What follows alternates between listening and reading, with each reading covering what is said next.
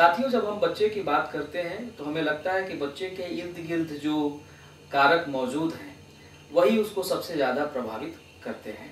उदाहरण के लिए बच्चे का परिवार, जिसमें उसके माता पिता, भाई बहन या आसपास की जो समुदाय है वो। और जब बच्चा विद्यालय जाता है तो वहाँ भी हमें ये लगता है कि विद्यालय में जो शिक्षक है या विद्यालय का जो परिवेश है वही बच्चे को जो है प्रभावित सबसे ज़्यादा करने वाला है। लेकिन जब हम परोक्ष रूप से देखते हैं तो बच्चे के ऊपर प्रभाव जिन कारकों का पड़ता है वो कारक सिर्फ आसपास ही नहीं होते हैं, बल्कि उन कारकों का वजूद जो है बच्चे से कोसों दूर भी हो सकता है। उसी वजूद में से एक सबसे प्रभावी वजूद है वो है राज्य का। तो आज की चर्चा का जो हमारा केंद्र है वो है शिक्षा का राजनीतिक संदर्भ, यानी शिक्षा को आकार देने में, शिक्षा के चरित्र को गढ़ने में, शिक्षा के विषय को बनाने में राज्य का क्या भूमिका रही है या फिर राजनीतिक संदर्भ किस तरीके का रहा है, इसके ऊपर हम आज मैं और तुलिका जी जो हैं चर्चा करेंगे और ये समझने की कोशिश करेंगे कि शिक्षा किस तरीके से राजनीतिक संदर्भों के कारण लगातार परिवर्तित होती रही है। तो सबसे पहले तो मैं तुलिका जी से ये आग्रह करूंगा कि आखिर जो ये इकाई है शिक्षा का राजनीतिक संदर्भ, इस इकाई में किन बिंदुओं को प्रमुख तौर पे लिया गया है, इसके बारे में पहले बताएं। उसके बाद हम लोग उन सभी बिंदुओं को धीरे धीरे विश्लेषित करते हुए आगे बढ़ेंगे। शिक्षा का राजनीतिक संदर्भ, जो आपका प्रश्न बहुत अच्छा है। शिक्षा का राजनीतिक संदर्भ मुख्यतः दो आयामों को अपने में समाहित करता है जी। पहला, एक तो वो राज्य के द्वारा किए गए संवैधानिक, सरकारी, गैर सरकारी या फिर वैधानिक प्रावधान जो राज्य की इच्छा और राज्य की नीतियों को स्पष्ट करता है कि शिक्षा उनके लिए क्या मायने रखते हैं या बच्चों की शिक्षा के लिए राज्य कितना तत्पर है। दूसरी तरफ जिन सामाजिक विमर्श में जिन वंचना, जिन विविधताओं की बातें हमने की हैं, जो समाज को कहीं ना कहीं, शिक्षा को कहीं ना कहीं प्रभावित करता है, उसे वैधानिक रूप देने के लिए, उसका वैधानिक निदान ढूंढने के लिए एक लोकतांत्रिक शिक्षक को इन वैधानिक उपबंधों से, इन वैधानिक प्रक्रियाओं से और इन सरकारी प्रयासों से भी परिचित कराता है जो शिक्षा के राजनीतिक संदर्भ के, बच्चों के राजनीतिक संदर्भ को समझे, परखें और अपने कक्षा कक्ष तक ला सके। इस इकाई में मुख्यतः 3 बिंदुओं पर प्रकाश डाला गया है। पहला, संवैधानिक प्रावधान, जिसके तहत उन तमाम धाराओं, उपधाराओं पर चर्चा की गई है जो शिक्षा को प्रभावित करते हैं या जो शिक्षा के लिए राज्य ने प्रयास किए। और दूसरा है शिक्षा का सार्वभौमिकरण। जब सार्वभौमिकरण की बात करते हैं तो ये चुनौती हमेशा दिमाग में रहती है कि आज 68 साल बाद भी हमारे तमाम कोशिशों के बावजूद भी शिक्षा सबों तक नहीं पहुंच पाई है। और यदि दूसरे शब्दों में कहें तो शिक्षा की समतामूलक, समावेशी और गुणवत्तापूर्ण पहुंच से अभी भी हम दूर हैं। तो ऐसी स्थिति में यह भी जानना शिक्षक के लिए आवश्यक है कि शिक्षा के सार्वभौमिकरण के लिए क्या क्या प्रयास किए गए और उनमें खामियां कहाँ रह गई। क्या नीति में गलती थी, क्या नीति के लागू करने में गलती थी या कुछ और कारण था। इस पर चर्चा इस बिंदु के तहत की जाएगी। और तीसरे जो सबसे महत्वपूर्ण बिंदु है या कहिए कि आज के परिप्रेक्ष्य में सबसे प्रासंगिक है, वो है शिक्षा का अधिकार, जो एक ऐलान है, जो एक घोषणा है कि शिक्षा जन जन तक पहुंचाई जाए और एक गुणवत्तापूर्ण शिक्षा जन जन तक पहुंचाई जाए।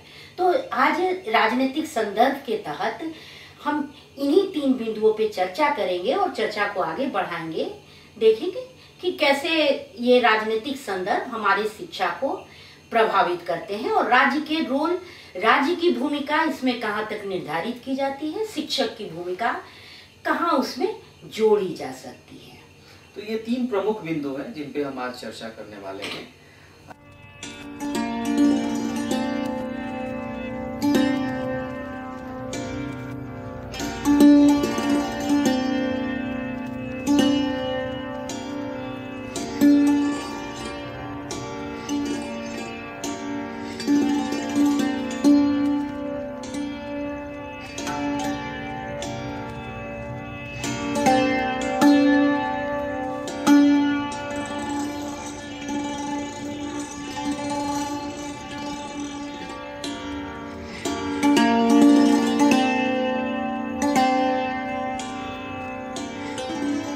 शुरुआत करते हैं मैम सबसे पहले मुद्दे से। बिल्कुल। कि शिक्षा का जो संवैधानिक प्रावधानों वाला जो मुद्दा है वो किस तरीके से एक राजनीतिक संदर्भ को लिए हुए है। उसमें राजनीतिक जो व्यवस्था है उस व्यवस्था की सोच, उस व्यवस्था का चिंतन या उस व्यवस्था के द्वारा किए गए कार्यों की झलक कैसे मिलती है, ये हम एक बार बातचीत कर लें। बिल्कुल।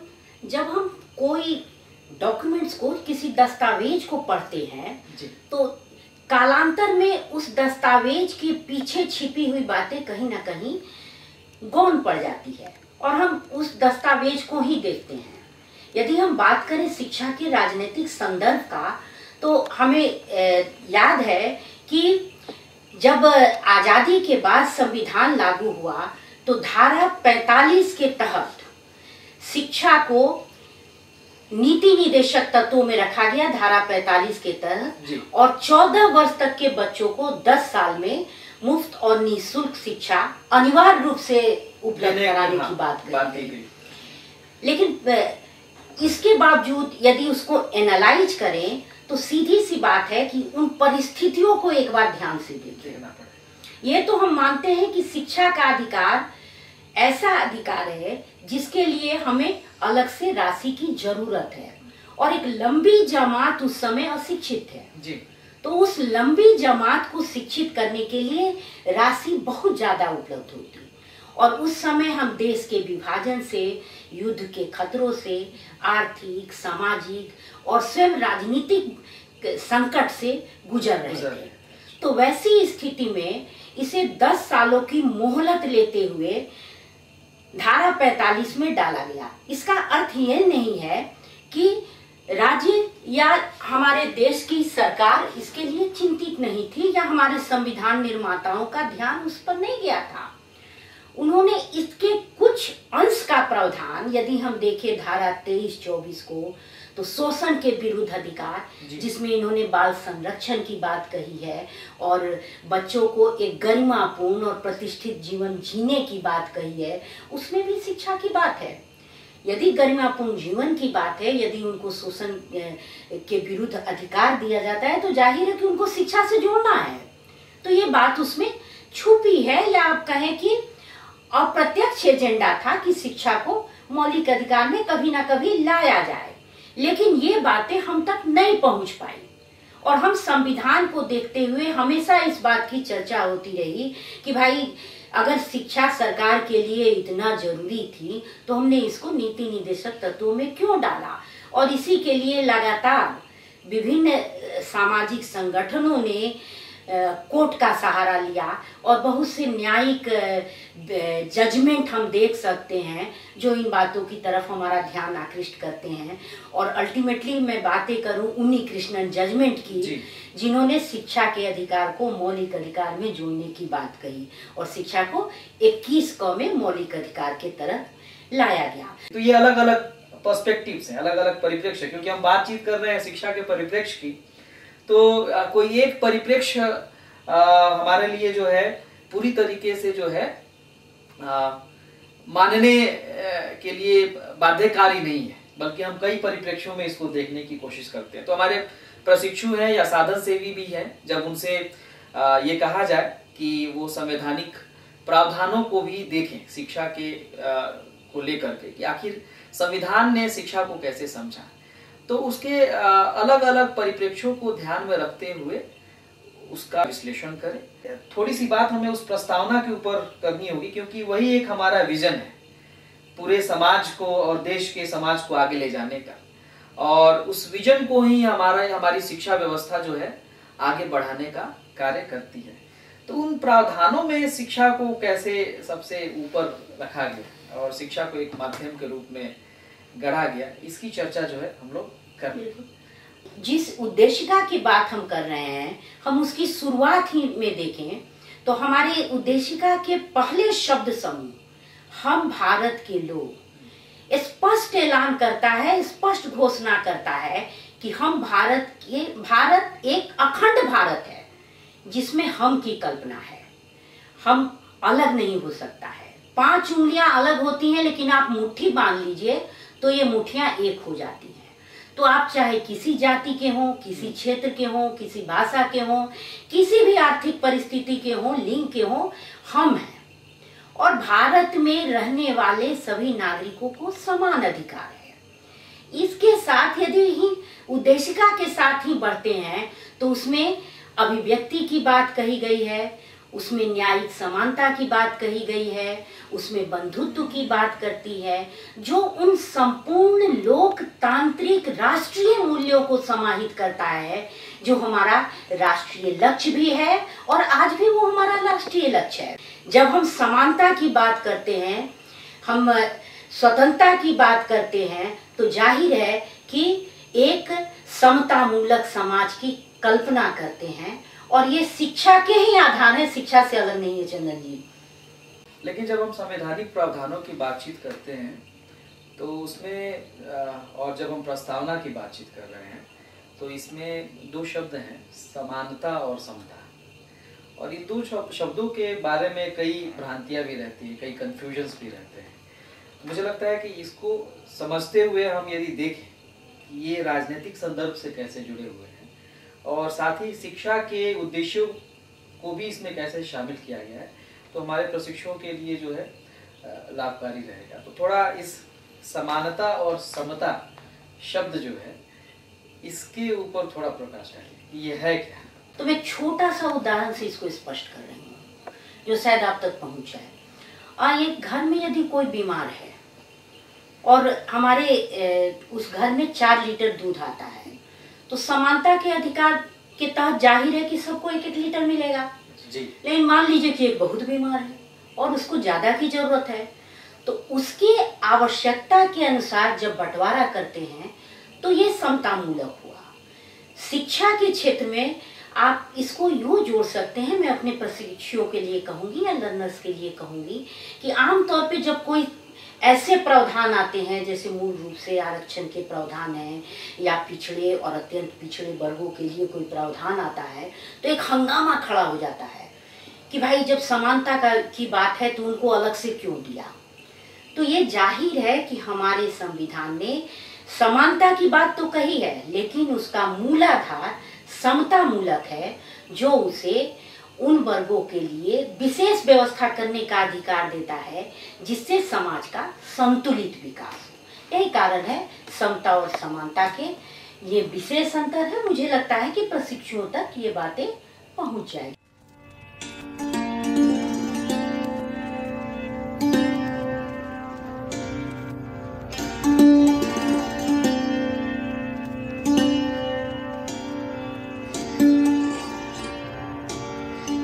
चर्चा को आगे बढ़ाते हैं मैम।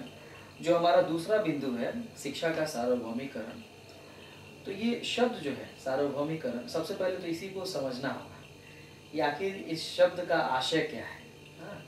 तो इसके बारे में थोड़ा सा बताएं। बिल्कुल, शिक्षा के सार्वभौमिकरण का सीधा तात्पर्य है शिक्षा जन जन तक पहुंचाना। सार्वभौमिकरण का मतलब है सबों को शिक्षा सुलभ करना। तो जिसके लिए सरकार ने कुछ प्रयास किए हैं। तो इसलिए सरकार के सामने एक चुनौती थी कि शिक्षा सबों को तक कैसे पहुंचाया जाए, और ये प्रयास सरकारी आधार पे विभिन्न नीतियों, विभिन्न विधानों, विभिन्न प्रयासों के माध्यम से किया गया। तो वो कौन कौन से प्रावधान रहे, या फिर जब ये सार्वभौमिकरण की हम चर्चा करते हैं तो इसको बढ़ावा देने के लिए जो राज्य की तरफ से जो कार्य किए गए हैं उनमें से कुछ ऐसे प्रमुख कार्य क्या रहे हैं जिनको हम देख सकते हैं यदि राजनीतिक संदर्भ की चर्चा कर रहे हैं? तो देखिए, समय बहुत लंबा गुजर गया है, 68 साल गुजर गया है, तो मैं बहुत पीछे जाकर चर्चा नहीं करूंगी क्योंकि बात बड़ा बृहत हो जाएगा। मैं सीधे राष्ट्रीय शिक्षा नीति 1986 से चलती हूँ, जो मूल रूप से कोठारी कमीशन के दिए गए रिपोर्ट की एक परिणति है। मैं पूर्ण परिणति तो नहीं कर सकती हूँ, लेकिन आंशिक रूप से ये परिणति है। तो उसमें बहुत से प्रयास किए गए जो शिक्षा के सार्वभौमिकरण के लिए एक प्लेटफॉर्म देता है, एक आधार देता है। उस शिक्षा नीति में 3 मानक जो निर्धारित किए गए, 100% नामांकन, 100% ठहराव और गुणवत्तापूर्ण शिक्षा। और इन मानकों को पूरा करने के लिए शिक्षा की वैकल्पिक व्यवस्था, अनौपचारिक शिक्षा के रूप में जो औपचारिक शिक्षाएं थी उन्हें सुविधा संपन्न बनाने के लिए ऑपरेशन ब्लैक बोर्ड, जो शिक्षकों के प्रशिक्षण, उपस्कर, ये शिक्षा से जुड़े तमाम परिप्रेक्ष्य को देखते थे। और तीसरा, नवोदय विद्यालय की स्थापना, जिनमें एक योजना थी कि कालांतर में इन्हें मॉडल स्कूल के रूप में सरकारी विद्यालय के लिए विकसित किया जाएगा। तो ये बहुत महत्वपूर्ण कार्य 1986 के शिक्षा नीति में और पीओए के तहत लागू करने का कार्य किया गया। हाँ, तो ये तो सार्वभौमिकरण के लिए जो राज्य ने कार्य किए, एक पक्ष तो आपने रखा कि ऑपरेशन ब्लैक बोर्ड था या फिर नवोदय विद्यालय की स्थापना है। मुझे लगता है कि इसको एक दूसरे परिप्रेक्ष्य में भी देखने की आवश्यकता है कि ये जितने भी कार्य राज्य के माध्यम से किए गए, ठीक है, इनका एक बहुत ही शुरुआती जो प्रभाव रहा है वो प्रभाव काफ़ी व्यापक भी रहा, ऐसा माना जा सकता है। शिक्षा को बढ़ाने में उससे कुछ सहायता मिली। लेकिन क्या हम ये सोच सकते हैं कि इन कारकों या ये जो भी कार्य किए गए, इन कार्यों के माध्यम से सार्वभौमिकरण को न लाने में भी कोई बात ऐसी हुई? उदाहरण के लिए यदि हम ऑपरेशन ब्लैक बोर्ड का ही उदाहरण लेते हैं की चर्चा करते हैं, तो ऑपरेशन ब्लैक बोर्ड ये कहता है कि एक स्कूल, हम उसको मान लें जिस स्कूल में एक भवन हो, 2 कमरे का भवन हो और जिसमें 2 टीचर हो और न्यूनतम जो अपेक्षाएं हैं एक कक्षा की उतनी हो, तो शिक्षा वहाँ पे शुरू हो जाएगी। दूसरा उदाहरण जो है स्वयं नवोदय विद्यालय का है, जिधर सरकार ने बहुत बड़ी पूंजी लगा दी कि हर एक जिले में एक विद्यालय होगा और उस विद्यालय में जो है कुछ विद्यार्थियों को जो है नामांकन मिलेगा और उनको सबसे अच्छी शिक्षा दी जाएगी। तो जब हम शुरुआत में संविधान की जब चर्चा कर रहे थे और वहाँ पे हम कह रहे थे समतामूलक और समानता की चर्चा कर रहे थे, शायद जब हम शिक्षा के सार्वभौमिकरण की चर्चा कर रहे हैं अभी, तो हमें उस रेफरेंस में जाना पड़ेगा और ये देखना पड़ेगा कि क्या ये एक तरफ तो राज्य सार्वभौमिकरण की बातचीत कर रहा है और दूसरी तरफ उसके द्वारा जो कार्य किए जा रहे हैं, ऑपरेशन ब्लैक बोर्ड या फिर नवोदय विद्यालय, ये स्वयं में जो है एक ऐसी शिक्षा को आगे बढ़ाने का एक रास्ता तैयार किया जा रहा है जिसमें शिक्षा कभी भी समान नहीं हो सकती है, कभी भी समतामूलक नहीं हो सकती है। बहुत सारे बच्चों को तो जो है 2 कमरे के विद्यालय में 2 शिक्षकों के माध्यम से जैसी तैसी शिक्षा मिलेगी और कुछ बच्चों को ही जो है एक साधन संपन्न विद्यालय में जो है पढ़ने का मौका मिल पाएगा। तो ये सार्वभौमिकरण और इसके पहले वाला जो प्रावधान था, समानता और समता, इन दोनों के बीच में कहीं ना कहीं कुछ राज्य की सोच में कुछ विरोधाभास दिख रहा है। कहीं ना कहीं ऐसा लग रहा है कि कहना तो कुछ और है और करने में जब हम आ रहे हैं तो कुछ और कर रहे हैं। और ये एक ऐसे राजनीतिक संदर्भ को रच रहा है जिसमें हमें ऐसा लगता है कि शुरुआत तो बड़ी अच्छी हो रही है, लेकिन जो सब हो रहा है वो बड़ा गड़बड़ हो रहा है। और साथ में ये भावना भी अंदर से आती है कि जो गड़बड़ है ये किसी राज्य के कारण नहीं है, बल्कि हमारे कारण हो रही है। राज्य सब चीज कर रहा है, राज्य एक वेलफेयर चिंतन के साथ, सोच के साथ अपने आप को आगे बढ़ा रहा है, क्योंकि राज्य अपने नीतिगत या फिर जो भी उसकी घोषणाएं होती हैं, उन घोषणाओं में तो वो हमेशा एक समानता या संविधान के प्रावधानों को ही सबसे आगे रखते हैं। लेकिन जब उस कार्य के परिणति को देखते हैं तो उसमें दिखता है कि कैसे उन प्रावधानों को जो है हम उल्टे रूप में ले रहे हैं। तो ये हम सब लोग को समझना भी पड़ेगा कि किसी राज्य के किसी भी कार्य को जो है अलग अलग परिप्रेक्ष्यों में या अलग अलग दृष्टिकोण से हम कैसे परखें, कैसे आलोचना के संदर्भ में देखें, कैसे जो है उसके प्रभाव में जो है सकारात्मक और नकारात्मक दोनों स्थितियों को देख पाए। कई बार जो है आपसे राज्य या राजनीतिक संदर्भ, ये कहते नहीं है कि हम ऐसी ही बात कर रहे हैं, लेकिन जिस तरीके से वो पूरा संदर्भ गढ़ा जाता है वो अपने आप में जो है शिक्षा के कई सारे जो बातें हैं उनमें उपेक्षा, उनमें विभेद, उनमें विषमता, इन सब कारकों को प्रोत्साहित करने वाली ही बात होती है। इसका अर्थ ये नहीं है कि अब तक जो राज्य का संदर्भ रहा है या राजनीतिक संदर्भ रहा है वो हमेशा ऐसा रहा है।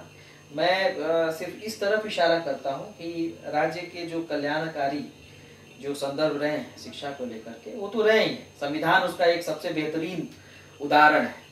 लेकिन उसके साथ साथ जो है राज्य जिस तरीके से अपनी भूमिका निभाता है उसमें भी जो है वो राजनीतिक संदर्भ लगातार चलते रहे। इसका एक अर्थ ये भी हुआ कि राजनीतिक संदर्भ कोई एक स्थायी संदर्भ नहीं है या एक ही तरीके का संदर्भ नहीं है, वो भी बदलता रहता है। जैसे ही राज्य का चरित्र बदलता है वैसे ही जो है वो संदर्भ बदलता है। उदाहरण के लिए जब हम देखते हैं संविधान के समय, तो उस समय शिक्षा जो थी वो राज्य सूची में थी, ये हम सब जानते हैं। लेकिन 74-75 के समय में जब 42वां संशोधन किया गया तो शिक्षा को समवर्ती सूची में ला दिया गया। ये अपने आप में एक बहुत बड़ा स्टेप था शिक्षा के क्षेत्र में। लेकिन इसके पीछे कई सवाल भी हमें सोचने होंगे कि आखिर जो शिक्षा पहले राज्य सूची में थी उसे समवर्ती सूची में लाने की क्या आवश्यकता पड़ी, क्यों उसको लाया गया। तो कहीं ना कहीं इसमें, क्योंकि ये पूरी पहल जो है राज्य के माध्यम से की गई, सरकार के माध्यम से की गई, तो उसकी तह में जाकर के हमें थोड़ा देखना होगा कि इसमें कैसा राजनीतिक संदर्भ छुपा हुआ है, या ये जो परिवर्तन हुआ राज्य सूची से समवर्ती सूची में, इसके कारण राजनीतिक संदर्भ कैसे बदल गया शिक्षा को लेकर के। तो हम देखते हैं शुरुआत में जब ये राज्य सूची में थी तो शिक्षा के जो भी कार्य हो रहे थे या शिक्षा के क्षेत्र में स्कूल हुआ या उच्च शिक्षा हुआ, उसमें अधिकतर जो है जो राज्य है, राज्य यहाँ अब राज्य कहने से मेरा तात्पर्य है जो आज की व्यवस्था में जो हमारे 28 राज्य हैं और जो एक केंद्र है, इसकी तरफ इशारा है। शुरुआत में जब हम राज्य की बात कर रहे थे तो एक सार्वभौमिक सरकार की बात कर रहे थे, राज्य व्यवस्था की बात कर रहे थे। लेकिन अभी जब हम इस विशेष संदर्भ में बात कर रहे हैं तो राज्य शब्द से मेरा तात्पर्य है किसी एक राज्य के बारे में। जैसे बिहार हमारा एक राज्य है और पूरे देश का एक जो शासन है वो केंद्र के हाथ में है। तो जब राज्य सूची से समवर्ती सूची में लाया गया, इसका अर्थ ये था कि अब उस शिक्षा के क्षेत्र में कार्य करना सिर्फ राज्य की जिम्मेवारी न रह गई, बल्कि उसमें राज्य और केंद्र दोनों मिल करके काम करेंगे। तो इसके कारण कई राजनीतिक संदर्भ बने, जिसके कारण राज्यों की शिक्षा व्यवस्था में केंद्र की सरकार का हस्तक्षेप बढ़ा। उसके कारण कई और फायदे भी हुए। राज्यों का अपना एक जो अलग अलग चरित्र था, अलग अलग राज्यों में जिस तरीके की शिक्षा व्यवस्था थी, उन सभी शिक्षा व्यवस्थाओं के बीच में एक यूनिफॉर्मिटी लाने में भी जो है एक कार्य इसके कारण हुआ और उसके माध्यम से राजनीतिक संदर्भ बदला। उसके साथ साथ यदि राजनीतिक चरित्र की बात करें तो ये हम ये भी कह सकते हैं कि शायद उससे केंद्र की जो सोच है शिक्षा को लेकर के, उसको हर राज्य की शिक्षा व्यवस्था में लाने में भी जो है इस समवर्ती सूची के कारण बहुत बड़ी सफलता मिली। यानी केंद्र जो चाहता है, वो केंद्र सरकार की जो मंशा है शिक्षा को लेकर के, वो अब जो है राज्य की शिक्षा व्यवस्था में आनी शुरू हो गई। तो ये एक बड़ा फर्क था और इसके कारण राजनीतिक संदर्भ बदले हैं। तो हमने अभी तक जो है संवैधानिक प्रावधानों की चर्चा की, इसके साथ साथ जो है शिक्षा के सार्वभौमिकरण की भी बात की और इन दोनों के माध्यम से ये समझने की कोशिश की कि कैसे इन्होंने अलग अलग तरीके के राजनीतिक संदर्भों को बनाया।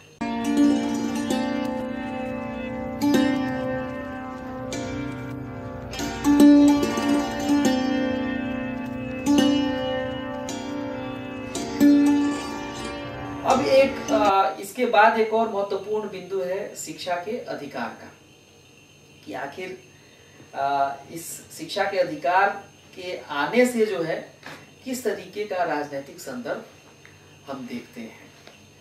शिक्षा का अधिकार का जो आधार है वो 86 के संशोधन से ही शुरू हो जाता है।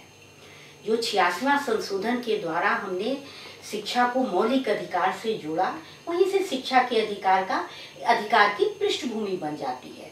लेकिन चूंकि इसके लिए आर्थिक संसाधनों की बहुत ही अधिक जरूरत थी, इसलिए उन संसाधनों को ध्यान में रखते हुए, आकलन करते हुए इसे लाने में इतना वर्ष लग गया।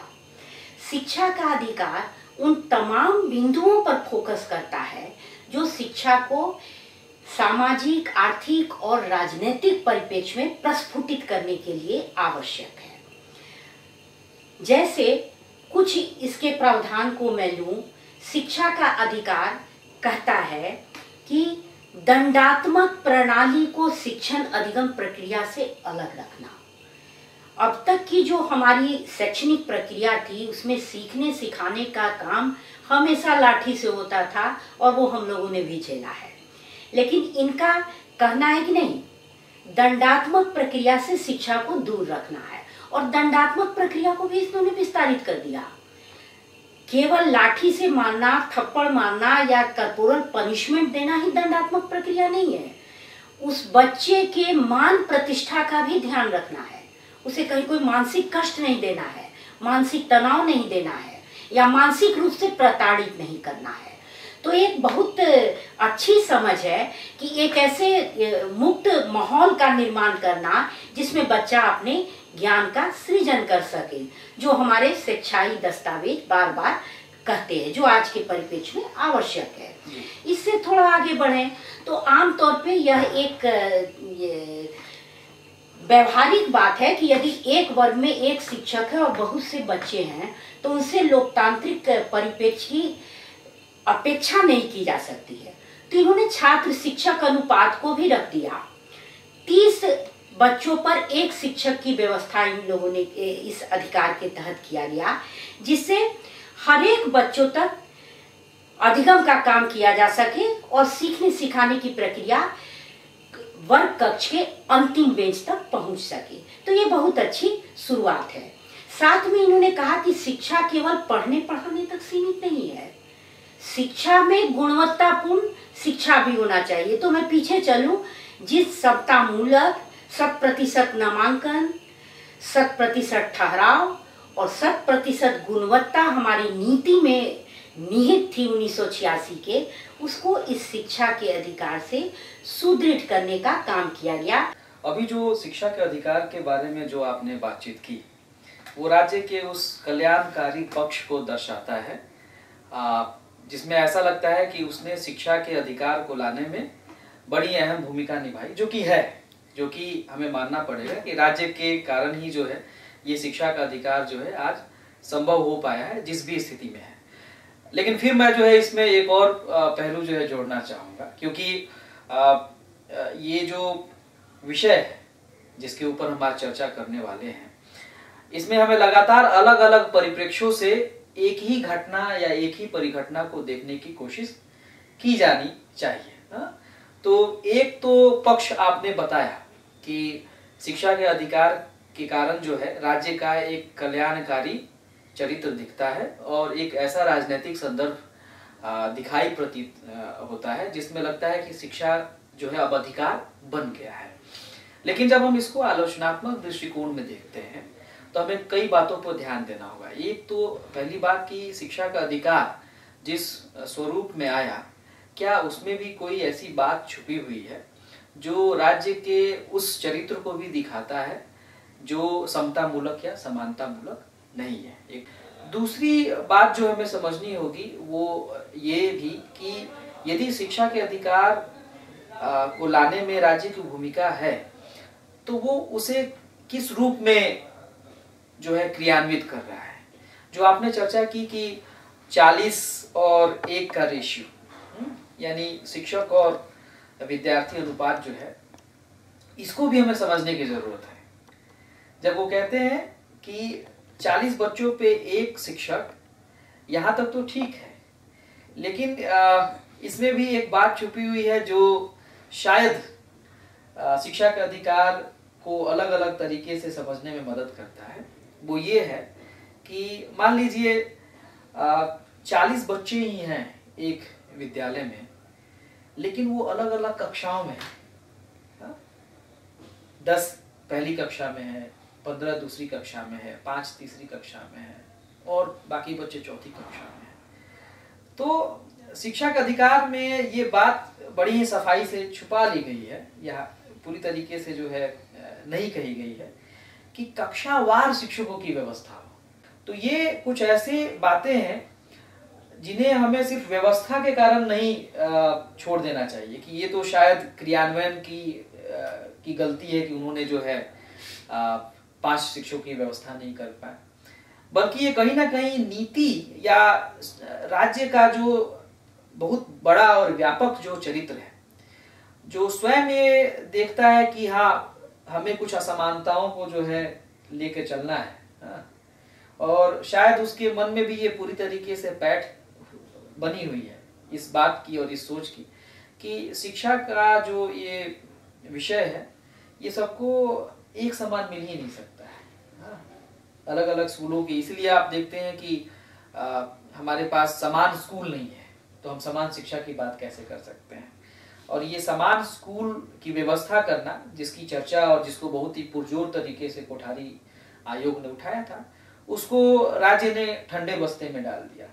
तो ये राज्य किस तरीके से अपने क्षेत्र में शिक्षा की व्यवस्था को लाता है, उसके लिए किस तरीके के प्रावधान बनाता है, उन प्रावधानों में किन बातों को सीधा सीधा दिखलाता है और किन प्रावधानों को छुपा लेता है, ताकि उसमें कई सारे मैनिपुलेशंस के स्थितियां उपाय हो सके।